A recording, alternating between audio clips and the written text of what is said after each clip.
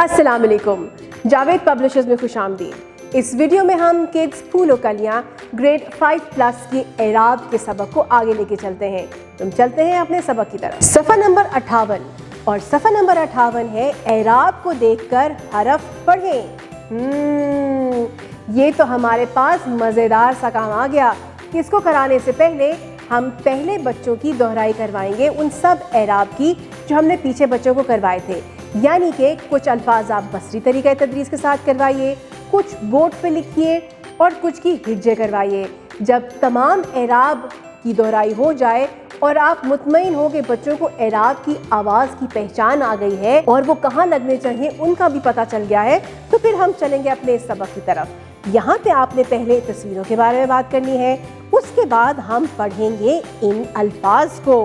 और वो अल्फाज हैं हमारे पास दाल ज़बर वाव ज़बर अलिफ दवा, वाव ज़बर रे वर, दाल ज़ेर छोटी ये दी वर दी, अलिफ पेश ऊ, वाव नून ऊन।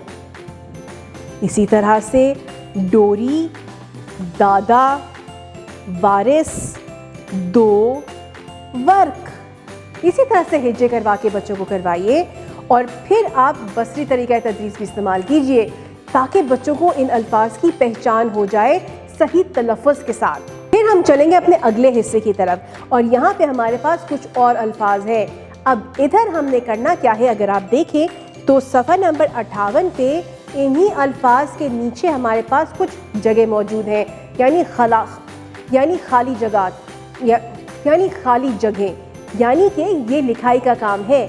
आपने बच्चों को इन्हीं अल्फाज की लिखाई भी करानी है, मगर उससे पहले पढ़ाई पे ज़रूर तवज्जो दीजिएगा।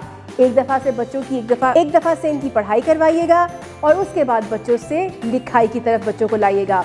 और लिखाई करवाते हुए बच्चों को ज़रूर बताइएगा कि लिखते हुए वो इसके हिज्जे भी करते जाएं। जैसे कि अगर हम पहला लफ्ज़ है हमारे पास रब, तो रे ज़बर रा, बे जज़म रब, रे ज़बर रा, टे जज़म रट, रे ज़बर रा और खे रख। इसी तरह से बच्चा पढ़ता जाए, बोलता जाए, हिज्जे करता जाए और लिखता जाए। इससे बच्चे को अल्फाज की पहचान होगी, लिखाई अच्छी होगी और साथ साथ बच्चे को तलफ़्फ़ुज़ का भी अंदाज़ा होगा। आपकी समाअत का बेहद शुक्रिया। अपना बहुत ज़्यादा ख्याल रखें और जुड़े रहें बोलती किताबों के साथ।